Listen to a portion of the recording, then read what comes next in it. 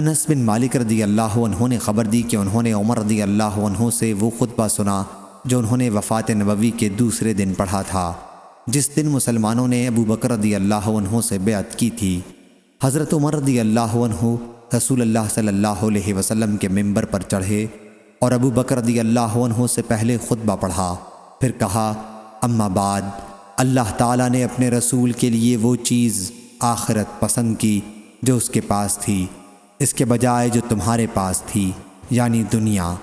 اور یہ کتاب اللہ موجود ہے جس کے ذریعے اللہ تعالیٰ نے تمہارے رسول کو دین اور سیدھا راستہ بتلایا، پس اسے تم تھامے رہو تو ہدایت یاب رہو گے، یعنی اس راستے پر رہو گے جو اللہ نے اپنے پیغمبر صلی اللہ علیہ وسلم کو بتلایا تھا۔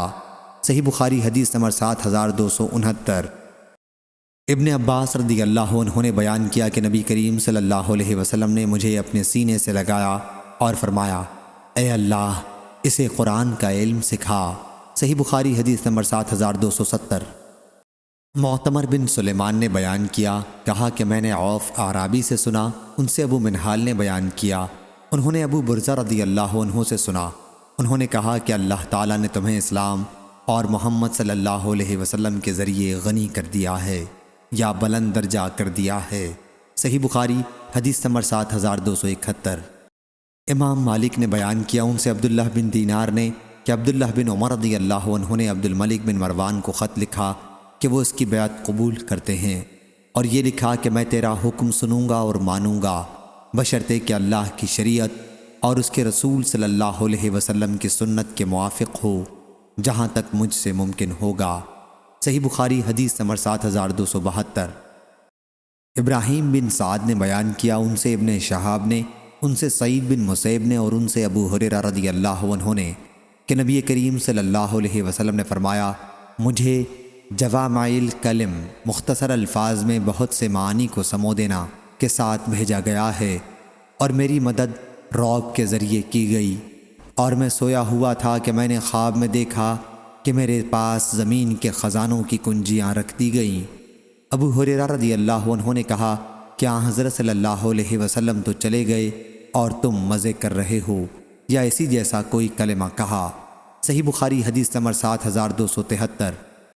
لیث بن سعد نے بیان کیا، ان سے سعید بن ابی سعید نے، ان سے ان کے والد نے، اور ان سے ابو ہریرہ رضی اللہ عنہ نے کہ نبی کریم صلی اللہ علیہ وسلم نے فرمایا، انبیاء میں سے کوئی نبی ایسا نہیں جن کو کچھ نشانیاں یعنی معجزات نہ دیے گئے ہوں جن کے مطابق ان پر ایمان لایا گیا، یا آپ صلی اللہ علیہ وسلم نے فرمایا کہ انسان ایمان لائے،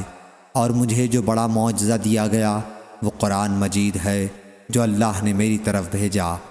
بس میں امید کرتا ہوں کہ قیامت کے دن شمار میں تمام انبیاء سے زیادہ پیروی کرنے والے میرے ہوں گے۔ صحیح بخاری حدیث نمبر 7274۔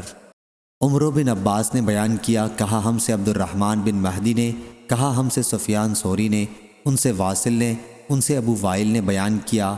کہ اس مسجد خانہ کعبہ میں شیبہ بن عثمان جہمی جو کعبے کے کلید بردار تھے کے پاس بیٹھا، تو انہوں نے کہا کہ جہاں تم بیٹھے ہو وہیں عمر رضی اللہ عنہ بھی میرے پاس بیٹھے تھے، اور انہوں نے کہا تھا کہ میرا ارادہ ہے کہ کعبے میں کسی طرح کا سونا چاندی نہ چھوڑوں اور سب مسلمانوں میں تقسیم کر دوں جو نظر اللہ کعبے میں جمع ہے۔ میں نے کہا کہ آپ ایسا نہیں کر سکتے۔ کہا کیوں؟ میں نے کہا کہ آپ کے دونوں ساتھیوں رسول اللہ صلی اللہ علیہ وسلم اور ابو بکر رضی اللہ عنہ نے ایسا نہیں کیا تھا۔ اس پر انہوں نے کہا کہ وہ دونوں بزرگ ایسے ہی تھے جن کی اقتداء کرنی ہی چاہیے۔ صحیح بخاری حدیث نمبر 7275۔ سفیان بن عینہ نے بیان کیا، کہا کہ میں نے عامش سے پوچھا تو انہوں نے زید بن وہب سے بیان کیا کہ میں نے حذیفہ بن یمان رضی اللہ عنہ سے سنا، انہوں نے بیان کیا کہ نبی کریم صلی اللہ علیہ وسلم نے فرمایا کہ امانت داری آسمان سے بعض لوگوں کے دلوں کی جڑوں میں اتری، یعنی ان کی فطرت میں داخل ہے، اور قرآن مجید نازل ہوا تو انہوں نے قرآن مجید کا مطلب سمجھا اور سنت کا علم حاصل کیا، تو قرآن و حدیث دونوں سے اس ایمانداری کو جو فطرتی تھی پوری قوت مل گئی۔ صحیح بخاری حدیث نمبر 7276۔ عبداللہ بن مسعود رضی اللہ عنہ نے کہا، سب سے اچھی بات کتاب اللہ ہے، اور سب سے اچھا طریقہ محمد صلی اللہ علیہ وسلم کا طریقہ ہے، اور سب سے بری نئی بات بدعت پیدا کرنا ہے دین میں، اور بلا شبہ جس کا تم سے وعدہ کیا جاتا ہے وہ آ کر رہے گی، اور تم پروردگار سے بچ کر کہیں نہیں جا سکتے۔ صحیح بخاری حدیث نمبر 7277۔